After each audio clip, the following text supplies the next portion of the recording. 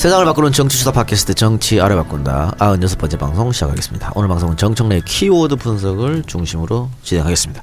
자, 정청래 키워드 분석 95회 예고인대로 문정인 또 하나 뭐였죠? 북유럽. 뭐부터 하실래요? 문정인. 스타트!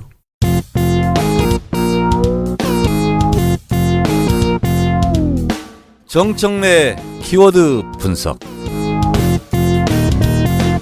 문정인. 문재인의 형이 아닙니다. 그렇게 친척 아니냐 이런 오해가 있는데 이분은 그분이 아닙니다. 문재인 대통령은 거제도 출신이고요. 문정인 교수.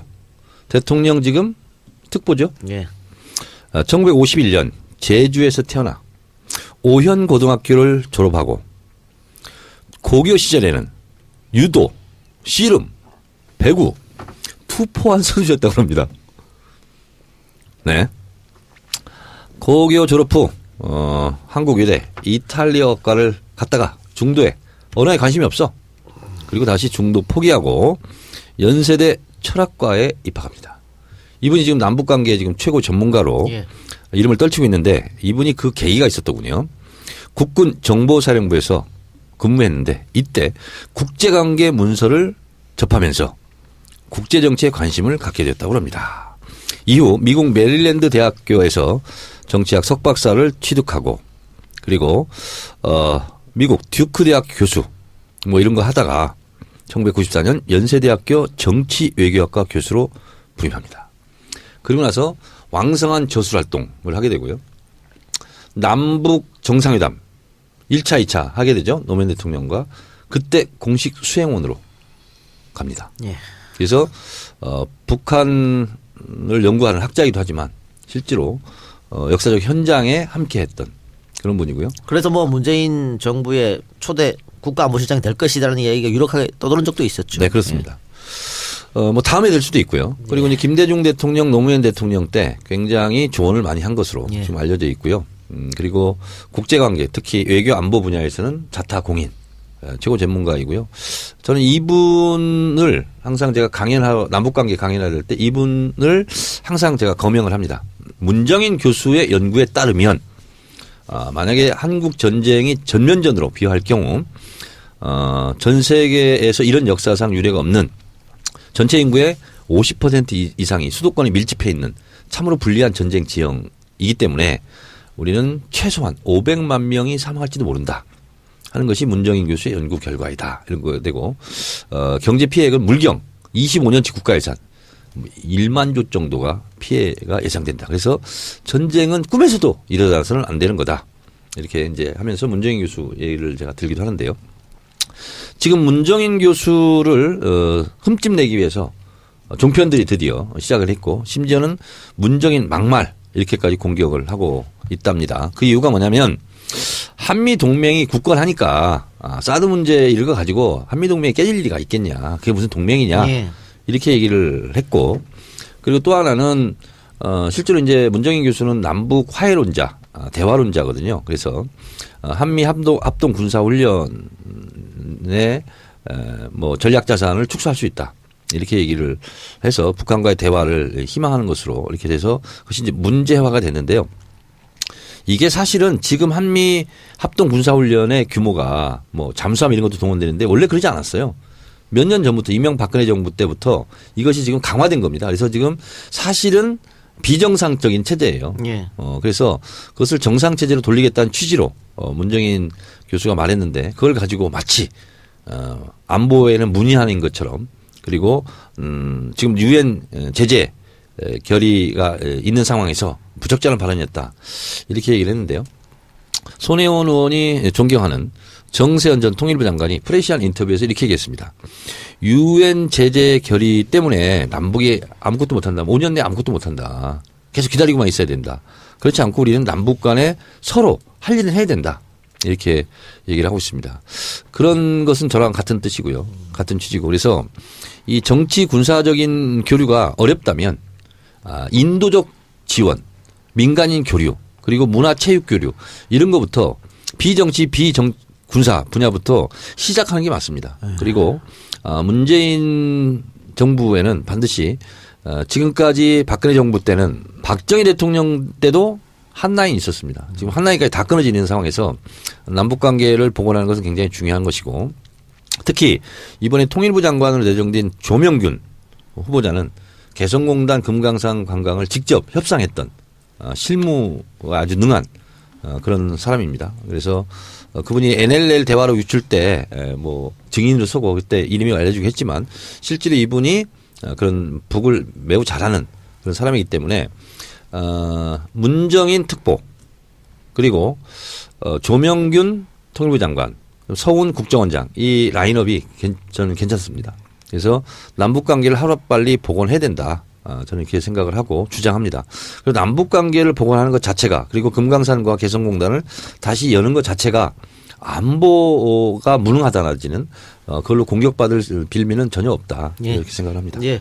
그러니까는 뭐 지금 문정인 특보에 관한 발언에 대해서 보수 측에서 이걸 가지고 난리를 치고 있고 양무진 교수는 여기에 대해서 아니 할 말 했다.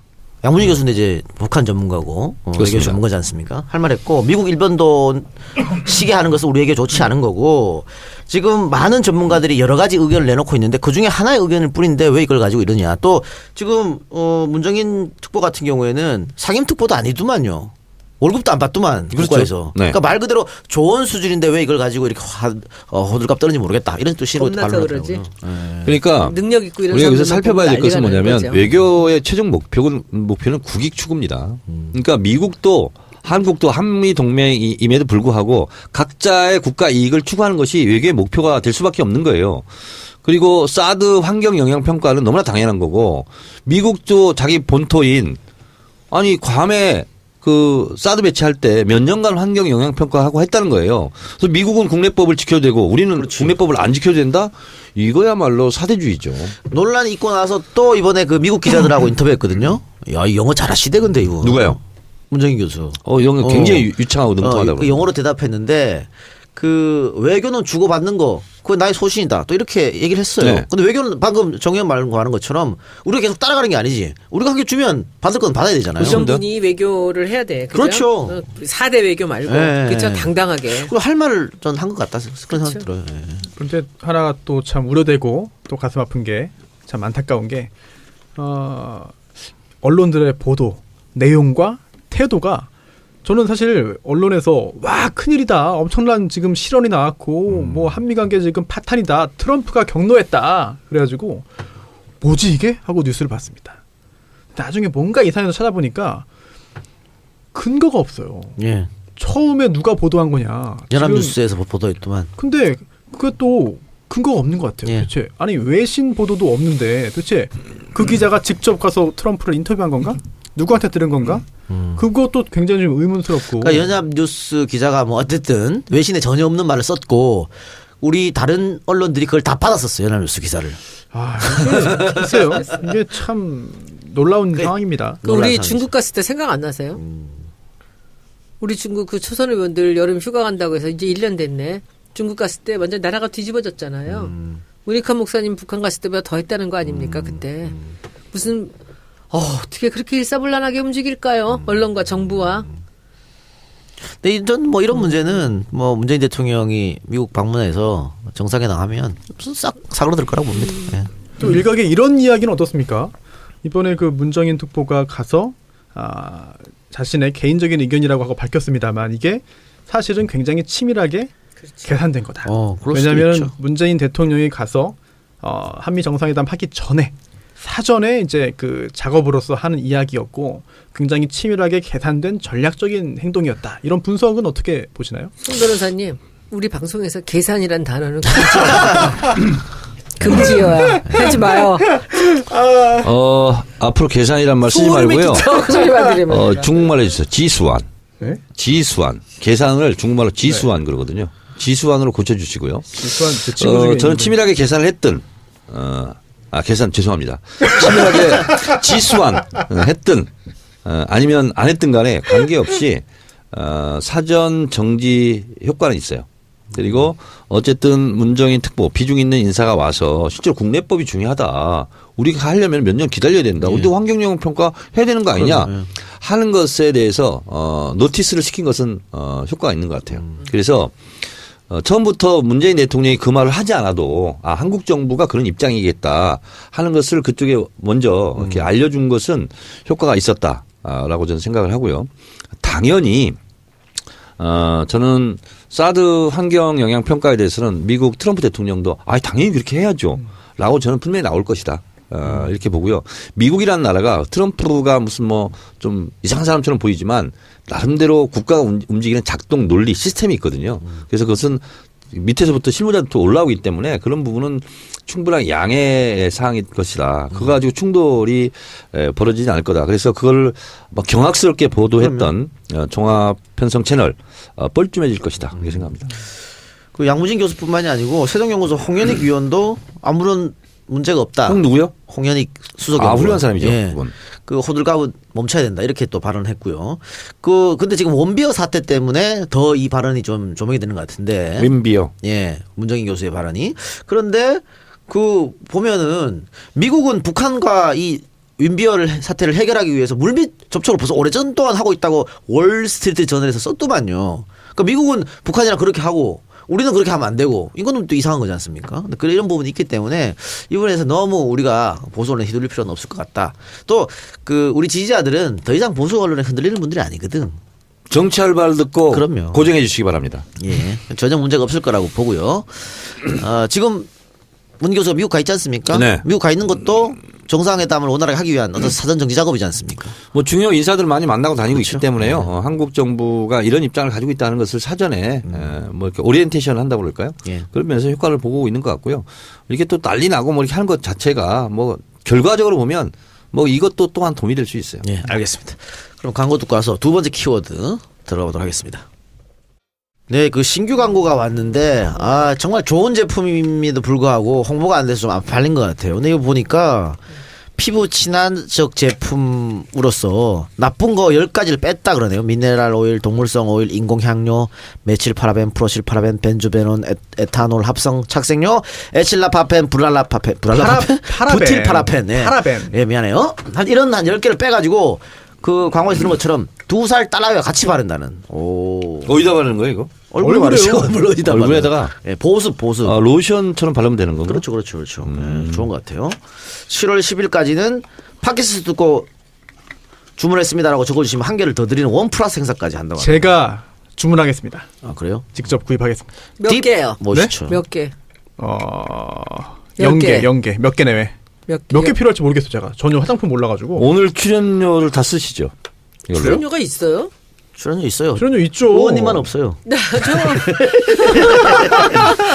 몰랐어요. 이거 향기도 좋네요. 아니, 제가 그 화장품을 거의 한 20년 동안을 했지 않습니까? 향도 되게 좋고요. 네. 발림성도 굉장히 좋습니다. 그리고 우리나라 화장품이 이제 최고가 OEM 업체들이 최고입니다. 그래서 그렇죠, 실제로 그렇죠. 대기업에서 10만 원 하는 거나 이렇게 새롭게 이렇게 개발해가지고 자기 컨셉이나 이런 성분은 자기들이 개발하는 거거든요. 하는 거랑 화장품에 큰 차이 없습니다. 저는 화장품 굉장히 오랫동안 뭐 여러 가지 브랜드들 만들었지만은 화장품에서 그렇게 큰 차이가 나는가라는 것에 대해서 약간은 좀 저는 회의적으로 생각하는데 일단은 스킨코치. 예. 미백과 주름 개선 이중 기능성 이 화장품인데 5가지를 다 보고 있는데 보습, 탄력, 예. 미백, 주름, 모공. 근데 뭐 제가 보기에는 말씀하신 것 중에 이제 망하게 생겼다고 하는 이런 얘기들이 우리한테 벼랑간 그냥 확 그러니까요. 예. 도와드려야 되겠다는 생각이 들고요. 저도 직접 이렇게 주문을 하게 이거 만드는 광고네요. 저는 한번 10개 사겠습니다. 로션을 네. 바른 다음에 바르는 거예요? 언제 바르는 거예요, 이거?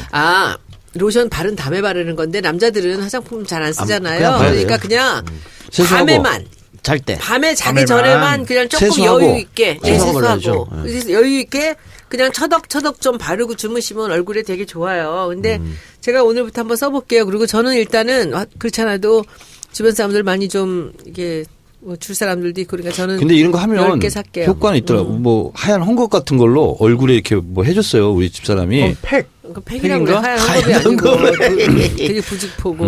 예. 근데 효과가 있더라고. 그것도 수분하는 근데 거잖아. 나는 좀 부족하더라고, 그게. 얼굴이 커서. 그렇죠. 그래서- 대자로 주문하시면 되는데. 그래서 뭐 턱으로 내리면 이마가 이렇게 아니야 내려오고. 그렇게 저기 손소 변호사님이 옆에가 남아가지고 귀까지 갈 것 같아. 그래 어쨌든 한번 써보시기 바랍니다. 한번 써본 분들은 다 만족한다고 하니까 스킨 아니, 코치. 저는 너무 이런 분들 이 광고가 너무 감동적이에요. 사실은 이런 식의 광고 어프로치 방법들이 있습니다. 제가 이걸 직접 바르겠습니다. 네. 바르고 네. 판도라에서 확인해 주세요. 제 피부를. 아, 정말. 의원님은 썬블럭이나 좀 하고 다니세요. 알겠습니다. 반일할 때. 네이버에서 스킨 코치 OD 수분 크림을 검색하시고요. 나중에 저 한번 봬요. 예. 사장님 한번. 예, 그리고 이어들은 광고는 대구에 있는 LED 조명 가게 더문 조명입니다. 그때 한번 했죠? 했죠. 예. 네. 가게 이름이 더문입니다. 전기공사, 전기재료, 도소매도 함께 하고 있다고 하네요. 제품 또 공사 AS까지 책임진다고 합니다. 홈페이지는 네이버에서 더문 조명을 검색하시고요. 정치알바 청취자분들이 오시면 시공비를 무료로 받지 않는다고 합니다.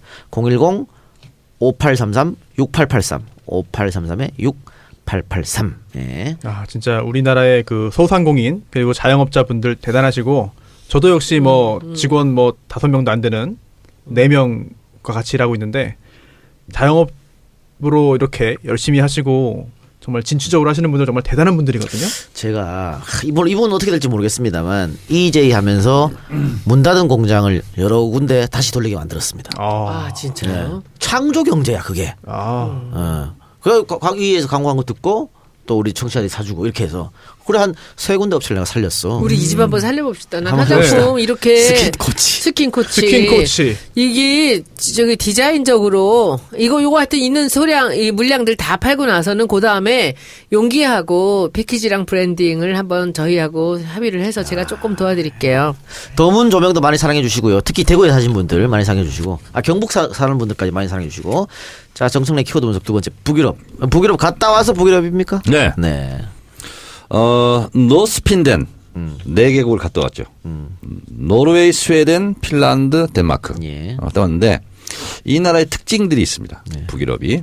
노르웨이는 무려 1인당 GNP가 12만 달러. 그래서 여기가 다 지금 8만 달러 이상일 거예요.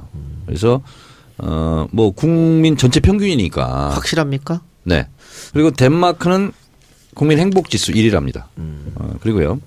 그래서 이번에 북유럽을 갔다 왔는데 노르웨이는 가장 북쪽에 있는 지방이 나라잖아요. 근데 눈 왔던가요? 못 봤어요. 여름이라서. 근데 우리 터널을 가다 보면 일직선으로 그냥 평행선으로 가잖아요. 네. 여기는 인터체인지처럼 터널이 막 이렇게 왔다 갔다 합니다. 너무 오른쪽으로 높아서? 가고 왼쪽으로 가고 막 신호가 그래요. 그리고 높낮이가 다 달라요. 이렇게 노르웨이는. 가보면 너무 신기해요. 그러니까 터널을 뚫을 때 우리는 일직선으로 그냥 같은 면적으로 같은 높이로 쫙 가잖아요. 여기는 그냥 일반 도로처럼 그렇게 돼 있어요. 그래서 오른쪽으로 가시오, 왼쪽으로 가시오 뭐 그런 게 있어요. 터널 안에서. 산악 지역에서 그런가요? 그렇죠. 그만큼 SOC 건설이 잘 돼 있어요. 노르웨이가. 그리고 노르웨이가 석유 매장량이 굉장합니다. 전 세계 아마 5위권 안에 들 거예요. 근데 지금 석유를 파지 않습니다. 후 세대들을 위해서 아껴놓는다고 그럽니다. 그리고 노르웨이는 물가가 비쌉니다. 그래서 제가 국정감사 때 한번 갔을 때는 밥을 뭐 아무것도 아닌데 10만 원이 넘어가요. 1인분이에요? 1인분에. 오. 왜 이렇게 비싸냐 했더니 사 먹지 말라고. 도시락 싸갖고 다니든가 집에 가서 먹으라고. 뭐 이런 데 쓰냐고 돈을. 그래서 굉장히 근검절약 청렴하고요. 그리고 노르웨이는 아시다시피 노벨 평화상을 시상하는 국가죠. 근데 정확하게 알려져 있지는 않습니다. 노벨 평화상만 노르웨이에서 시상하는 것은 알려져 있지는 않은데 일설에 2가지 학설인데 노벨이 실제로 스웨덴이 나치가 침공할 때 스웨덴이 길을 내줘 가지고 노르웨이를 침공하겠다. 그래서 그 미안함이 하나 있다. 그래서 평화상은 노르웨이에서 해라. 이런 학설이 하나 있고 또 하나는 노르웨이 문학에 대해서 심취해 가지고 노벨이 그래서 노르웨이를 사랑한 나머지 노르웨이에서 평화상을 시상하도록 하라. 이런 학설이 있는데 어쨌든 노르웨이 노벨 평화센터에 가면 지금까지 역대 노벨 평화상을 수상했던 분들이 쭉 있는데 거기서 김대중 대통령이 이 작가가 거기 가서 보면 울 것 같아. 울 것 같네요. 아주 그냥 자랑스럽게. 어머님도 울지 않았어요? 울지 않았어요. 저는 울지 않아요 요즘. 네, 많이 참아요. 그렇고요. 노르웨이가 그런 특징이 있고요. 이거 노르웨이, 스웨덴, 핀란드, 덴마크 다 붙어 있네요. 그렇죠. 거기 스웨덴에서 그 버스 타고 넘어갔어요? 스웨덴에서요? 노르웨이까지. 어디까지요? 노르웨이까지. 아니요. 못 탔어. 비행기 타고 다녔어요. 아 비행기 타고. 스웨덴에서 노르웨이를 비행기를 탔어요? 네. 짧은 거리인데? 네. 1시간. 제주도까지 가는 것처럼. 그 가는 길에 올라가는 산 넘어가면 거기 눈 보면서 네. 피오르드 만나는데 그 길이 너무 아름다운데. 그렇습니다. 근데 피오르드는 못 갔어요. 근데 스웨덴 저희가 의회에 방문했는데 스웨덴 국회의원 월급이 얼마냐? 제가 물어봤어요. 근데 800만 원 정도 받는다고 하더군요. 똑같네 우리하고. 그리고 384명인가 6명인가 있는데 인구 1000만입니다. 스웨덴. 근데 국회의원 숫자가 굉장히 많은 거죠. 우리로 치면. 우리는 스웨덴 규모로 한다면 1800명 국회의원이 있어야 되는 거죠. 스웨덴이 1000만 명이라고요? 스웨덴 인구가 1000만 명. 예. 1000만 명인데 384명인가 이렇게 되니까 국회의원 수는 상당히 많은데 놀라운 것은 보좌관이 한 명도 없어요. 아 본인이다. 예, 그리고 5평짜리 의원회관 있는데 무슨 학구방 같은 데서 혼자 노트북하고 뭐 이게 있더라고요. 근데 저는 그 국회의원한테 그랬어요. 아니, 일을 하려면 뭐 국회의원이 뭐 커피 끓이고 뭐 복사하고 이런 게 사실상 뭐 그렇게 좋아 보이기도 하지만 실제로 일의 효율성이 떨어지지 않냐. 그래서 한국에는 인턴까지 10명 보좌진이 있다 그랬더니 놀라더라고요. 그러면서 이분이 뭐라고 물어보냐면 어떤 일 시켜요? 이렇게 물어보더라고요. 그래서 상당히 그것은 의원 숫자를 가지고 이것이 많다 적다 할 일은 아니다. 이런 거고요. 핀란드에 갔을 때는 미녀들의 수다 따루씨가 따로 와가지고 여기서 같이 핀란드 교육 문제 이런 거 이제 쭉 했는데 스웨덴인가요? 그거 하고 있더라고요. 2,000명에게 무조건 실업수당을 줘요. 그리고 어디다 쓰나 이거 지금 조사하고 있대요. 그래서 나중에 정책을 세울 때. 그러니까 돈을 그냥 주는 거야. 2,000명을 무작위로 추출해가지고. 그래서 스웨덴, 핀란드 이쪽 덴마크 가보니까 어떻게 하면 좀 더 많은 국민에게 어떻게 하면 좀 더 친절하게 어떻게 하면 이 복지 예산을 쓸까. 이것이 아주 중요한 이슈더라고요. 그리고 덴마크 수도가 이제 코펜하겐이죠. 코펜하겐 시정부의 사회복지부 담당자하고 우리 이제 간담회를 했는데 놀라운 답변을 들었어요. 예. 누가 물었어요. 덴마크의 자살률이 어떻게 됩니까? 그때 자살률이 이게 뭐예요? 우리는 그런 통계 없습니다. 그러니까 실제로 자살하는 경우가 없다는 거죠. 그래서 여기는 3시, 4시 되면 다 퇴근을 합니다. 그리고 가족과 함께 아니면 친구들과 함께 이렇게 노는 게 일이더라고요. 보니까. 여기 보니까 굉장히 뭐 부러워요. 1인당 GDP가 거의 다 뭐 탑 10 안에 들어오는 네네네. 네, 선진국인데. 그렇습니다. 그 GDP로만 따지면 인구수는 다 아까 덴마크 스웨덴 1000만 명, 네. 나머지는 다 500만 명 안쪽이네요. 네, 그렇습니다. 네, 그래서 500만 명, 550만 명. 스웨덴이 실제로 이제 북유럽에서는 최고 이제 이지방이죠. 으뜸 국가죠. 그런데 핀란드에는 독특한 교육 제도가 하나 있었습니다. 덴마크구나. 애프터 스쿨. 이게 뭐냐면 일종의 사교육이에요. 근데 공교육 같은 공익적인 이제 사교육인데 중학교를 졸업하고 고등학교에 바로 진학하지 않고 1년간 애프터 스쿨이라고 우리 같은 학원 같은 데를 다닙니다. 근데 우리 같은 보습학원 입시학원이 아니라 전인 교육을 하는. 그래서 뭐 무슨 체험학습도 많이 하고 뭐 영화도 보러 다니고 음악도 배우고 미술도 배우고 그래서 1년간은 마치 안식년 교수처럼 이렇게 하는 제도가 있더라고요. 우리도 뭐 요새 있잖아 자율학기 뭐 이런 거 있지 않나? 근데 그건 공식적인 학교 커리큘럼에 있는 거잖아요. 근데 여기는 학교를 중단하고 가는데 한 20% 정도 학생들이 이 애프터 스쿨을 신청해서 실제로 1년간 쉰답니다. 스웨덴, 예. 덴마크. 덴마크. 그리고 나서 고등학교 진학을 이렇게 하는데 애프터 스쿨에 다녔던 친구들이 굉장히 여러 가지로 학업 성취 도면이라든가 실제로 공부도 잘하고 잘 나간다고. 그래서 비용을 또 물어봤죠. 그랬더니 한 달에 한 100만 원 정도. 이제 먹고 자고까지 다 해결이 되는 거죠. 그래서 본다면 1년에 한 2천만 원 정도 비용을 들이면 우리 아이들을 덴마크에 1년간 가서 머물면서 애프터 스쿨을 다니게 할 수 있겠구나. 외국인들도? 외국인들도 온대요. 네. 근데 이제 이렇게 이 북유럽에는 교육 문제 때문에 지금 특히 핀란드 교육 뭐 뜨고 있잖아요. 그래서 한국 사람들이 너무 많이 방문을 한대요. 그래서 없던 비용이 생겼어요. 방문비를 받는데요. 어떤 기관에 가면 250만 원을 받는데요. 그리고 나서 이제 안내도 하고 그런다는데 어쨌든 좀 부럽더라고요. 제가 한 20년 전에 어떤 통계를 봤는데 우리나라 국민이 어느 국가였으면 좋겠냐. 그랬을 때 북유럽 국가가 우리의 모델이다. 네. 이렇게 됐는데 실제로 여기도 이제 여당도 있고 야당도 있지 않습니까? 그건 똑같아요. 세금을 증세를 하냐 마냐 이거 가지고 또 여야 간 또 이렇게 논쟁도 하고 스웨덴 같은 경우는 그렇게 하더군요. 근데 어쨌거나 굉장히 안정적이고 평화롭고 그리고 여유롭고 그렇게 살아가는 모습을 보면서 좀 부러웠어요. 덴마크가 행복지수 1위네요. 네. 그 교육이 그 북유럽 국가들이 교육이 굉장히 발달돼 있는데 굉장히 자율적이고요. 자율적이죠. 아주 장기적이죠. 네. 근데 저는 핀란드 갔을 때 제일 감동했던 것 중에 하나가 유치원부터 대학원까지 교육에 필수로 들어있는 과목이 하나 있어요. 나무에 대한 과목이 있어요. 그래서 핀란드는 공항을 딱 도착하면은 그 공항이 다 마루예요. 그래서 그 핀란드에는 모든 국민이 한 10개 이상의 나무의 속성과 그 나무 결을 다 알아요.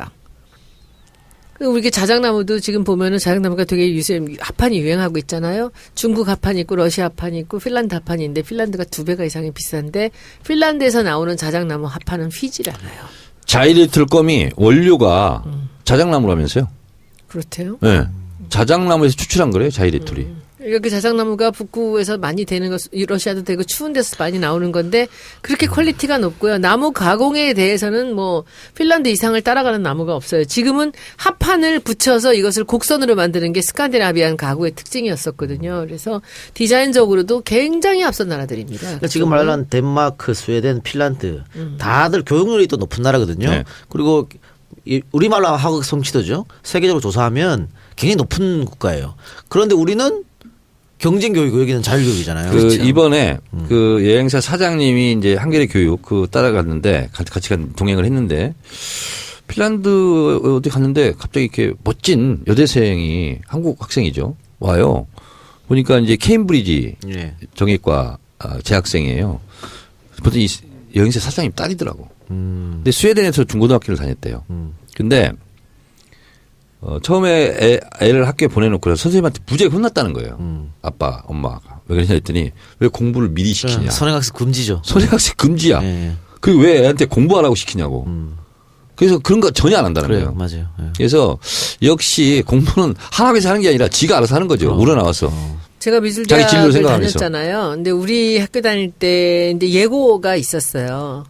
근데 예고 출신 학생들이 입시 때는 굉장히 유리해요. 걔네들은 집중적으로 이 실기 수업을 받으니까. 그런데 대학을 들어가면은 한 2학년 이렇게 넘어가면은 그때 가면은 일반고 애들이 더 잘한다는 거예요.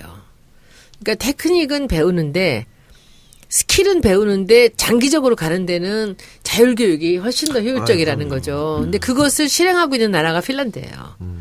장기적으로 보고 그래서 그것을 모두가 다 본따야 된다. 그리고 이 사람들이 워낙 성취가 나중에 가서는 뭐 능력이 출중하게 나타나니까. 근데 그것을 이야기하면서도 지금 이 순간에 참지 못하기 때문에 지금 이 순간에 그 순간적으로 이기는 거 단기적인 승부를 포기하지 못하기 때문에 결국은 우리가 이 교육제도를 장기적으로 고치지 못한다는 한 게 60년을 그렇게 문제입니다. 왔죠. 엘리트들만 살아남는 그렇게 왔는데 요즘은 조금 학부모도 생각이 바뀐 것 같아요. 그래서 대안학교도 많이 세우게 된 거고 지난번 교육감 선거도 진보 교육감들이 거의 다 휩쓸었던 이유도 좀 그런 게 아닌가 그런 생각 드는데 스웨덴 같은 경우는 일단은 학력 차별이라는 게 존재하지 않으니까 대학교까지 다 무상으로 국가가 해주고 네. 고등학교 나왔다고 해서 월급 차별 같은 거 안 하고 이러니까 진짜 공부할 학생들만 대학교 가서 연구하고 편하게 이렇게 되는 거잖아요. 그러니까 바꾸려면 진짜 우리 교육 우리가 이제 그런 거 하려면 학교가 너무 많은 거지.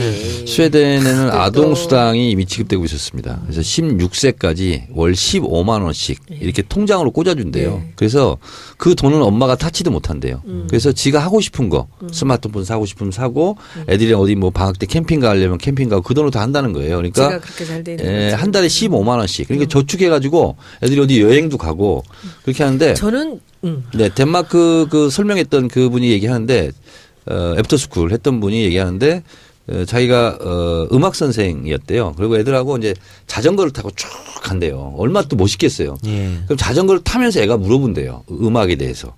그럼 자전거 타고 가면서 또 가르쳐 준다는 거예요. 근데 그런 애가 아니었대요. 근데 거기 가서 바뀐 거죠. 그러니까 애가 활발해지고. 우리는 그런 교육 못 받았지만 우리 아들은 그런 교육 받았으면 좋겠네.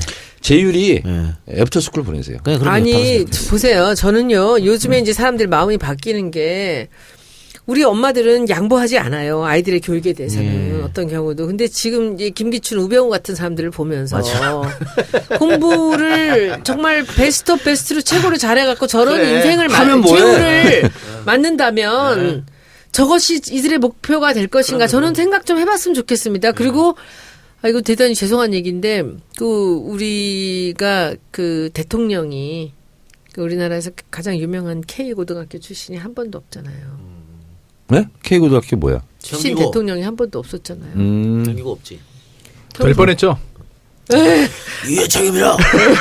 아니 그런데 이게 참 안 놀라운 똑같은데? 게 공부를 잘하는 사람들이 대통령이 되는가 뭐 그게 훌륭한 거라고 볼 수는 아이, 그건 없겠지만 아니죠. 제가 보기에는 인생의 성취라든지 행복 지수 같은 것은 공부하고는 정말 관계없는 것 같아요. 돈하고도 관계없는 것 같고 그러나 적당하게 돈을 벌어야 되겠지만 과연 아이들이 어떻게 살아야 될지 우리나라 이 미래가 어떻게 될지를 우리가 좀 더 다시 생각해 볼 때가 된 것 같습니다. 그렇습니다. 근데 아이들은 이제 제 경험인데 중학교 때까지는 시골에서 크는 게 좋을 것 같아요. 그러니까. 제가 그런 생각을 하잖아요. 네.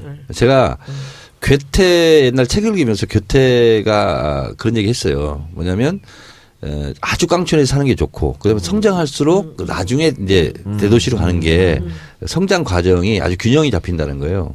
그래서 생각해 보니까 중학교 때까지 시골에 살았던 것이 얼마나 천만다행인지 몰라요. 시골에서 그렇게 자라면서 막 검정고무 신고 막 논뱀에서 축구하고 막 이런 거 있잖아요. 신장로. 신장로. 지겨워 죽겠어. 내가 우리 남편한테 맨날 얘기 듣는 거잖아.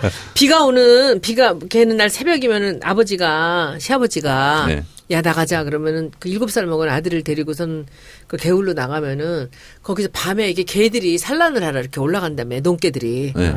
그럼 그것을 거기다 이렇게 뭘 이렇게 그물을 쳐놓으면 그 그물에 애들이 다닥다닥 붙어 있대요. 그럼 그걸 그냥 담아갖고 집에 와서 산개를 그대로 이제 어머님이 게장을 담았다는 거예요. 그러니까 이제 시골에서 보면은요 사계절 있잖아요. 겨울 빼놓고 다 먹을 게 있거든요. 봄에는요 먹을 게 없다고 생각하면 안 돼요. 찔레꽃 있잖아요. 그럼 찔레 나무가 되기 전에 연한 거 있잖아요. 그 뚝뚝 잘라가지고 껍질 벗겨가지고 먹으면 얼마나 맛있는데 고추장 찍으면 더 맛있고 뭐 그런 것도 있고 찔레꽃을 몰라서. 뭐 그리고 머루 달에 이런 거 이제 가을 되면 너무 많고 으름이라는 게 있어요. 으름 알아? 바나나처럼 돼 있는 거 얼마나 맛있는지 몰라. 그럼 내가 돌아버리겠는 게. 그리고 막 뻗지 따먹죠. 그리고 뽕나무에서 난 거 있잖아요. 오디. 오디. 그거 따먹지. 뭐 그냥 나는 명동에서 태어났는데 내가 결혼을 딱 했는데 난 시골에 살아본 적 한 번도 그렇죠. 없잖아요. 불편하지, 근데 이 사람이 이쁜 접시가 많이 있고 그릇이 있잖아요. 꼭 무슨 뚜껑 같은 데다가 뭘 이렇게 놓고 먹어. 뚜껑 같은 데다. 뭔지 알죠? 주전자 뚜껑. 그렇지. 뭐 이렇게 냄비 같은 거 뚜껑에다 깻잎 같은 걸 척척 올려놓고 예. 그 접시를 끄내라고 소리 지르면 무슨 소리야 이렇게 먹어야 더 맛있다는 그렇지. 거야. 냄비 뚜껑 있잖아요. 이렇게 하고 주전자 뚜껑에도 먹어요. 컵라면 이렇게 가지고 부어서 먹고 거기다 이렇게 뭐 깻잎 올려놓고 막 싸먹고. 그게 자기가 익숙했던 옛날 시절에 그거래요. 그러면 이제 어머님이 이렇게 뭐 나물 같은 거 집에서 이렇게 나오면은 시장에 장날 있으면 다들 가서 그걸 판대요. 그러면 어디서 시장 가다가 어귀에 이렇게 할머니 앉아 계시잖아요. 그럼 우리 남편이 매일 밤마다 그걸 다 사갖고 오는 거야. 막 이상한 것도 있고 그래, 그 안에. 근데 나중에 자기 어머님이 그렇게 시장에서 장날 가서 팔았던 기억이 난다는 거예요. 그래서 나는 그걸 보면서 그런 생각을 했어. 내가 살아보지 못했던 그 정치잖아, 이거는. 그쵸. 근데 그 사람들이 이 시골에 옛날에 살았던 그 기억이 이런 식으로 얼마나 사는데 좋은지 풍성하게 저도 작용을 하는구나 사실은 생각을 시골 했습니다. 생활이 그때 당시에 너무 싫어가지고 나는 무조건 이 시골을 탈출해야 된다. 저는 평생 살면서 어머니 아버지한테 공부해라는 얘기 한 번도 못 들었어요. 예. 일하러 가자. 밥 막내는 내러 가자. 원래 그래. 그래서 그것만 들었고 한 번도 공부하는 얘기를 안 들었는데 내가 악착같이 해야 되겠다. 왜 이 시골을 탈출하려면. 그렇게 했는데 지금은 시골이 너무 그리워서 지금 텃밭을 하는데 저는 이 방송을 듣는 우리 학부모들 있잖아요. 어렸을 때부터 애들에게 흙냄새를 맡게 하라. 그럼요. 그리고 조금만 몇 평이라도 좋으니까 아이들에게 오이도 심고 같이 하고 그 물 주고 그리고 순 다듬고 지지대 세우고 하는 것을 아이들하고 같이 하는 게 좋을 것 같아. 제가 좀 재밌는 얘기 하나 할게요. 이거 수다맨 됐잖아. 예. 근데 제가 이제 경선 전부터 이제 호남을 많이 내려갔어요. 지금 한 18번 정도 내려갔는데 그 중에서도 이제 전남 도지사 나가요? 아니에요. 제가 제일 많이 가는 게 목포하고 순천이에요. 근데 목포를 가서 제가 가슴이 떨렸던 것은 일제 강점기 때 건물들이 너무 많이 남아 있는 거예요. 그럼 목포의 그 지역사회를 도시 재생 같은 걸 한다면 이것은 보물이거든요. 근데 못 살아서 이 사람들이 그것을 빌딩으로 안 짓고 전부 신도시로 떠나가 버리고 반 이상이 비어 있습니다. 근데 그걸 보고 저도 어렸을 때 적산 가고 살았죠. 일본 사람들이 남겨놓고 간 집을. 근데 이 동네 적산 가옥에 살았어요? 네네네. 굉장히 부자였네. 우리 명동에서 태어났다니까. 이 명동 집집을. 부자였구나. 근데 그 집들이 적산가옥이 도시에 즐비한 거예요. 그때 버려진 도시야. 구도시. 그래서 거기를 보고 이것을 재생을 시켜야 되겠다 해서 이거를 개발을 시켜야 되겠다 해서 이제 시장님도 만나고 그래서 이 목포는 이 근대문화유산이 이것이 자산이다. 그리고 바닷가에 바로 일본 사람들이 옛날 들어와서 살았던 데죠. 신안 비치 호텔 근처 아니에요? 아, 그보다 저쪽 이쪽에서 제가 보는데 그랬는데 제가 이제 요번에 휴가 때 그 쿠바를 가려고 쿠바 자료를 이렇게 쭉 보면서 그 부에나비스타 소셜 클럽 같은 거를 보면은 그 이제 음악 하는 네. 사람들이 나오잖아요. 갔다 재즈 왔어요, 뮤지션들이. 근데 가만히 생각을 해보니까 목포가 너무나 놀라운 그 음악의 역사가 있어요. 이난영. 이난영은요, 우리나라 트로트의 원조고요. 그 당시에 그 재즈 블루스까지 실험을 했던 사람이에요. 근데 이 이난영에 대해서 아무것도 그것이 자기들의 자산이라고 생각하지 않는 거예요. 그래서 제가 이난영을 살려야 되겠다 생각을 해가지고 이번에 다음 주 목요일 날 제가 이제 무슨 회의가 있어서 내려가요. 구도심 활성화돼서 그때 제가 목포에 있는 아코디언 하시는 아주 전문가들의 기타랑 해서 길거리 오거리에서 공연을 하려고 그래요. 동네 할아버지가 하나 있어요. 김병진 할아버지인데 내가 학교 다닐 때 초등학교에 가수가 둘이 있었대요. 하나는 김남진, 하나는 김병진이었대. 김남진이 남진이 된 거예요. 그런데 남진 씨가 지금 거의 70이 넘었잖아요. 그러면은 돌아가신 이난영이 있고 지금 살아있는 남진이 있단 말이야. 그래서 내가 시장님한테 그리고 김병진 씨도 있고. 김병진 할아버지랑 제가 요번에 길거리에서 버스킹을 해요. 그래서 진선미 의원도 같이 내려갈 거고요.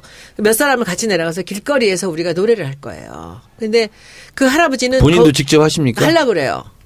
저도 이난영 노래를 목포의 눈물 말고 제가 하나 하려고 그래요. 근데 목포는 항구다를 하세요. 저는 다방의 푸른 꿈을 부르려고 그래요. 그런데 지금 그 지역을 내가 가슴이 막 떨리는 거야. 쿠바를 공부하면서 이 목포에다가 이 소리를 남겨야 되겠다. 그래서 그때 순천에 있는 소리꾼들도 좀 부르려고 그래요. 그래서 오거리에서 길거리에서 그 할아버지들하고 같이 공연을 하면서 그 소리하는 사람들과 그 진선미 의원이 노래를 그렇게 잘 부른다면서요?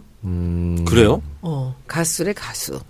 그래서 제가 가서 한번 그 진선미 의원하고 같이 그래서 길거리에서 밤새도록 춤도 추라고 하세요.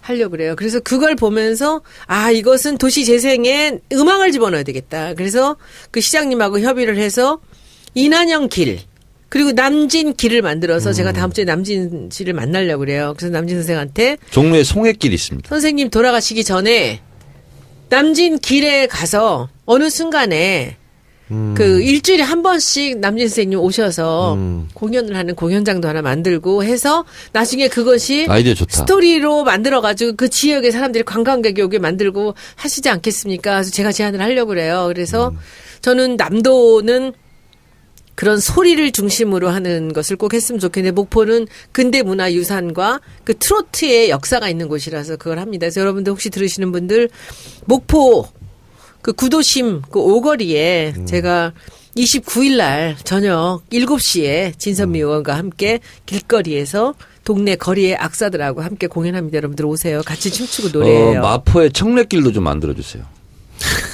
본인이 직접 제가 만드시고. 주로 다닌 단골집, 콩나물 국밥집, 광개토, 술집, 근데 블랙조끼 이렇게. 블랙쪽.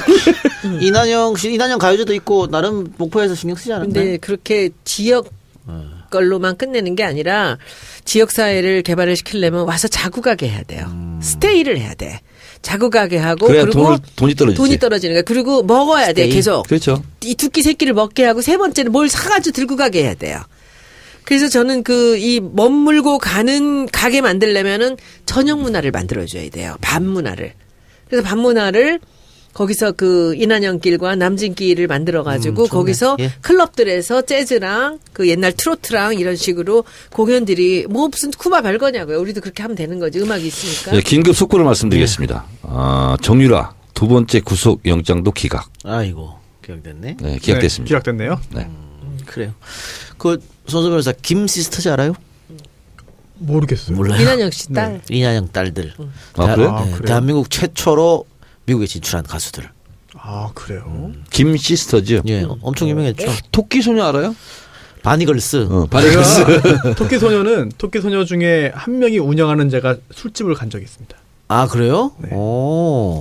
제가 한번 목포를 그리고 호남 지역을 도시 재생에 정말 샘플을 한번 만들어 볼 테니까 그래요. 여러분들 기대해 주시고요. 저는 사실 앞으로 남은 3년의 국회의원 동안 지방 문화를 살리는 일에 저는 올인을 하려고 합니다. 근데 마침 또 문 대통령이 도시 재생이나 지방 문화에 대해서 굉장히 많은 신경을 쓰고 계세요. 그래서 저는 이번에 3년 동안은 한번 이 나라의 관광의 중심이 문화라는 것을 보여주고 어디 가나 그 지역의 문화가 살아있게 해서 거기서 머물고 걷고 먹고 그리고 거기서 뭘 사갖고 오는 손혜원 그런 분들 의원님, 만들고 여보세요. 싶습니다. 좀 화가 나네. 듣다 왜요? 보니까. 마포? 마포를 해야지. 마포 당신이 해야지.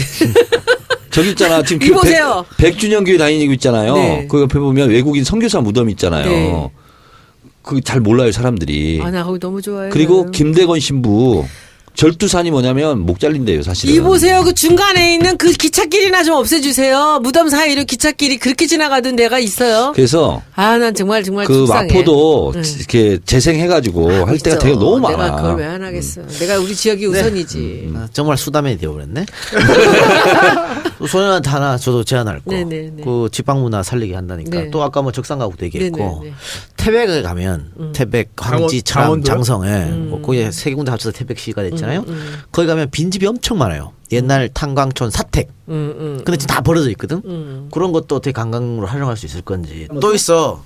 그 태백만의 독특한 구조 있어. 물 위에 집이 서 있는 까치발 구조. 그래요? 그건 거기밖에 없어요. 왜 태백에 관심이 수상가옥 많아? 같은. 내 고향이니까. 태백이에요? 안동 아니에요? 태백이야, 태백. 태백에 태어났어. 아, 진짜요? 강원도 사람이었네. 태백 촌놈이야. 태백 촌놈이야. 안동은 그 이후에 이사 간 거 산 거고. 어우. 그래서 이 작가 생가는 태백에 태백이야. 있습니다. 아, 그래요? 그게 그래서 주태백이야?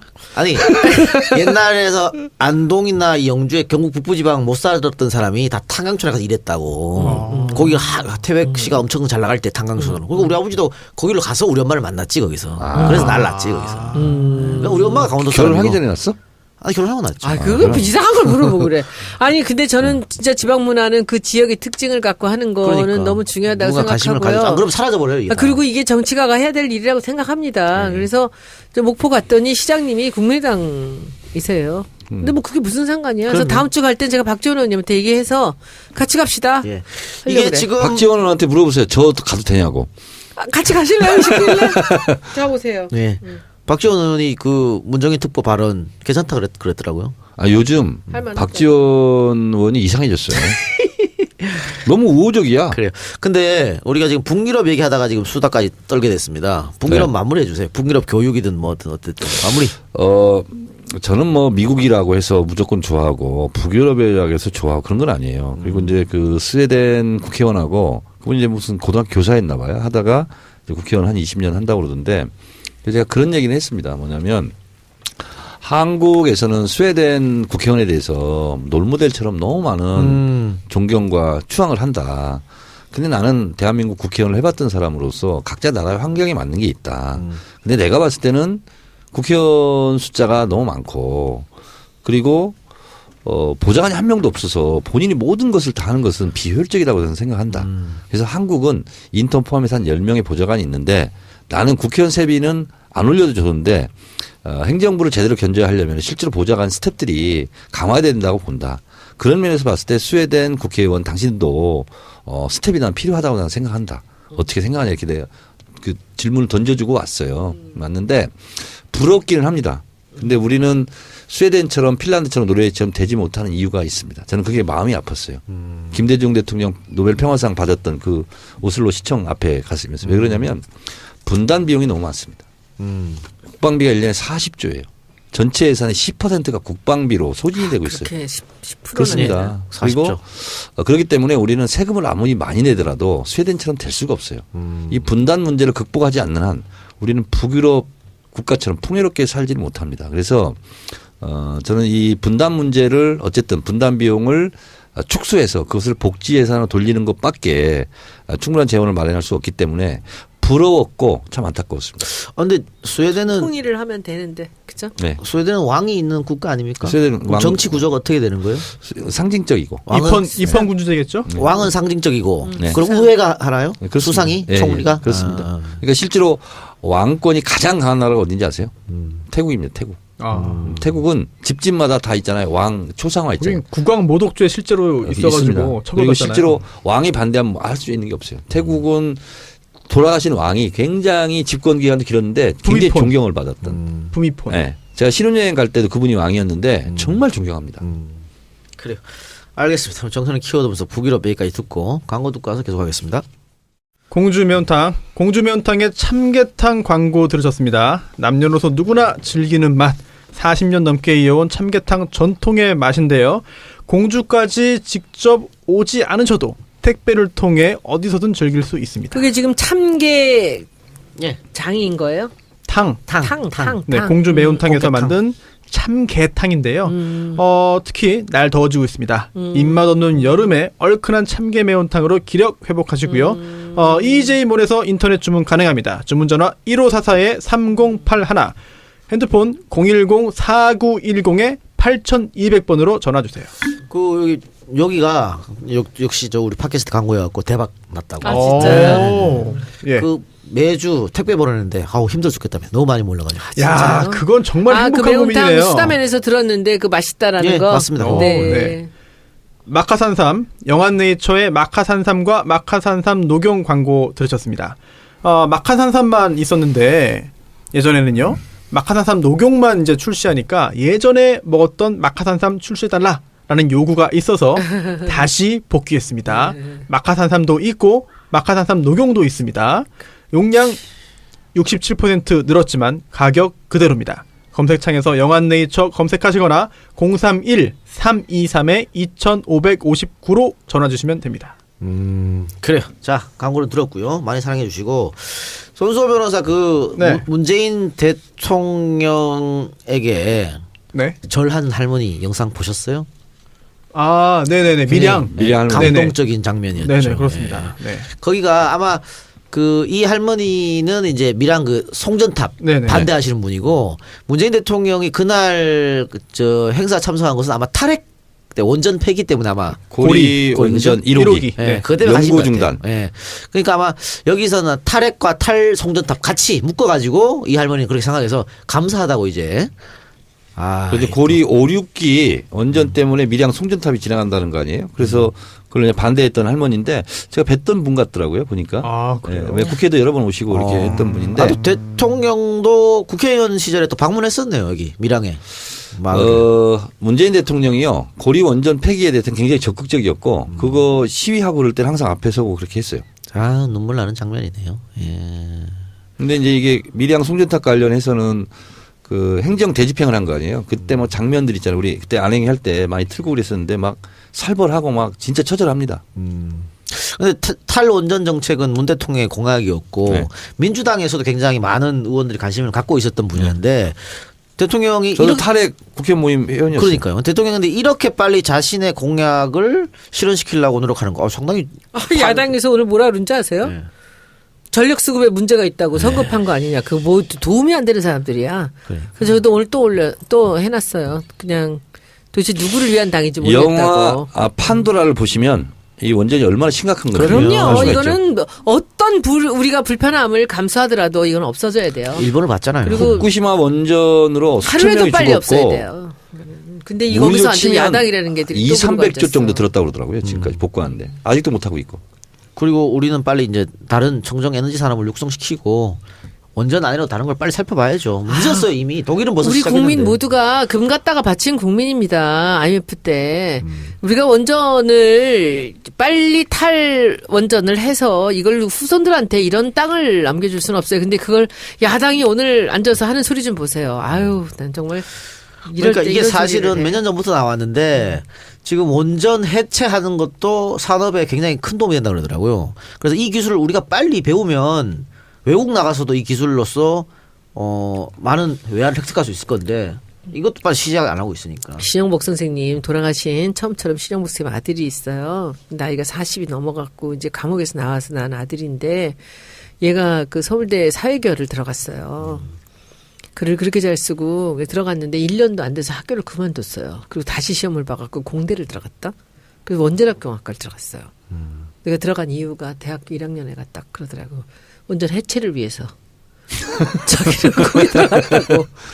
해체 기술자가 되기 위해서 자기는 그 사회계열 그만두고 그리고 다시 시험 봐가지고 들어갔어요. 그래서 지금 걔가 박사과정에 있어요. 그래서 제가 언젠가 한번 만나서 그 얘기를 한번 듣고 싶어요. 어린아이가 그런 생각을 갖고. 제 친구도 재벌을 해체하겠다고 경영학과를 갔습니다. 아, 제발 하지 않는다고. 이 원전 지금 그 원자력 발전소 해체하고는 사뭇 느낌은 조금 다르네요. 해체인데 같은 해체인데. 지금 모 대기업에서 과장으로 열심히 일하고 있습니다. 차장 됐나? 제가 이번에 언제 해체하나? 네? 뭐 이제 안 한대요. 네. 덴마크에서 코펜하겐 자지 않고 말메라고 있어요. 말메 축구팀으로 유명한 도시인데. 네, 말메가 있는데 거기는 스웨덴이거든요. 그래서 그냥 버스 타고 가는 거예요. 네. 그래서 말메를 갔다 오면 바다를 해저터널을 뚫었어요. 그리고 또 바다 위에 다리를 놓는데 그 옆에 뭐 돌아가는 거 있잖아요. 하얀 거 있잖아요. 바다 가운데에 그게 있어요. 와, 너무 신기하더라고요. 하얀 게 뭐예요? 풍력 뭐 돌아가는 거 있잖아요. 이렇게 아. 인천공항 가다 보면 막 서 있잖아요. 그래. 하얀 거. 근데 바다 한가운데 풍력기. 네, 풍력기. 그게 바다 한가운데 쭉 있는 거예요. 너무 멋있죠. 신기하. 아, 진짜 신기하더라고. 말메가 되게 유명한 도시입니다. 말메 눈물이라고. 예, 그 조선소 그 해체할 크레인 때. 해체고 네. 때문에. 네. 그렇죠? 그걸로 이제 다시 뭐 해서 하여튼 뭐 얘기가 많이 나왔던 도시에 그거를 이제 다시 다른 그 관광지로 만들어놨죠. 말매의 눈물. 다른 건 하실 말씀 있어요?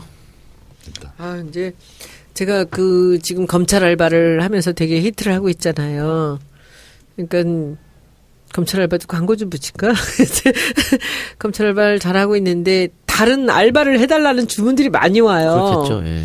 근데 지금 오늘도 들어온 게 그 언론 알바 좀 해달라는 거예요. 언론 문제 있지. 네. 근데 언론 알바는 어떻게 해야 돼요? 해직 기자? 아니, 그러니까 여러 명 기자를 갖고 얘기해야 되지 않을까요? 언론 알바는 어떻게 해야 돼요? 어떻게 해야 될까? 주요 언론사, 신문사, 지상파, 아니, 일단 뭐 종편. YTN, MBC 대표적인 해직 언론 기자들. 알바를 하려면요. 민원연 김원경 사무처장이라고 하면 돼요. 아, 그거는 이제 한 사람에다 하는 것보다는 그 굉장히 그 막 각 방송별로 그 자기들 사례들을 다 얘기하면서 이렇게 해주는 것이 그리고 이제 재밌죠. 제가 이건 17대 재밌어야 국회 돼. 때 신문법 네. 만들었잖아요. 그리고 신문법을 만들 수밖에 없었던 이유. 그리고 실제로 이제 이런 거예요. 그때 제가 신문법을 만들었던 기본적인 노무현 대통령이 이제 언론개혁을 강력하게 했고 그걸 제가 이제 사실상 수주받아서 한 거거든요. 그러니까 예를 들면 이런 거예요. 조선일보가 200만 부를 찍어요. 근데 그때 그 신문 자료조사를 해보니까 50%만 유가부수예요. 나머지는 무가지야. 무가지를 뿌리거나 그냥 폐지창으로 가는 거예요.